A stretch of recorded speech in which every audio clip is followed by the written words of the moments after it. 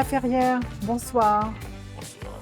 C'est un très grand honneur de vous recevoir ici ce soir dans le cadre de ce festival En Pays Rêvé. Nous sommes très honorés de vous avoir. Mais comme c'est très difficile et long de vous présenter, je préférais vous laisser cet honneur de vous Non, parler mais de ce serait vous. très simple. Dany Laferrière, écrivain. Écrivain, voilà, c'est tout. Oui, je crois que c'est tout.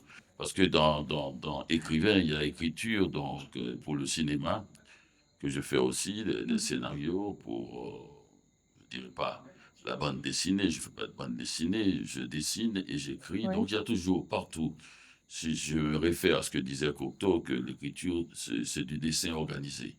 d'accord. Et donc, dans le cadre de ce festival, vous nous présentez un de vos ouvrages. Est-ce que vous pouvez nous en dire plus? Oh, vous savez, c'est peut-être mon 36e, Oui.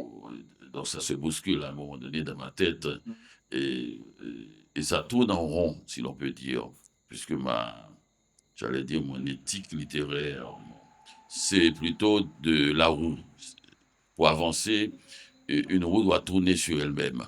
Et mon idée de la littérature, ce n'est pas de faire des livres nouveaux, des livres différents, et c'est de faire des livres où d'autres livres précédents se retrouvent, et pour que le lecteur ait l'impression toujours d'une certaine complicité, de retrouver des gens qu'il a rencontrés, un peu comme dans la vie, on sort pas chaque jour et on rencontre tous les gens, ils sont tous nouveaux. Il y a des anciens, ils vont faire ah, tu es là toi aussi, et puis d'autres qu'on ne connaissait pas, mais qu'on a déjà aperçus. Oui. Et pour moi, c'est une vie, la littérature.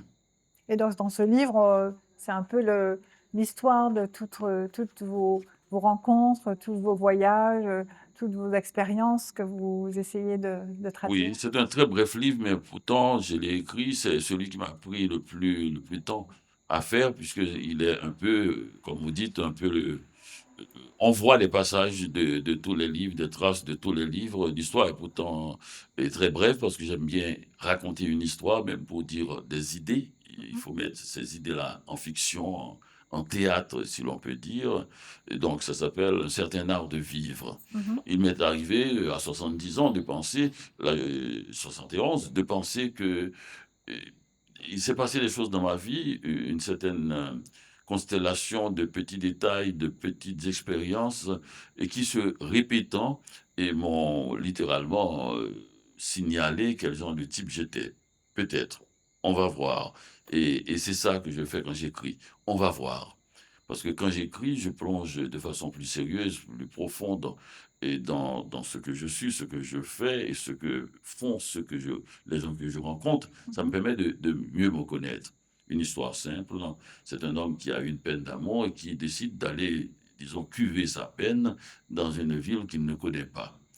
Et l'idée, ce n'est pas d'échapper à sa douleur, au contraire, c'est de la vivre autant qu'il avait vécu cet amour-là. Il prend le mauvais chemin au bon moment. Une Voilà. façon de voir les choses, absolument. Merci, Dany Laferrière. Merci.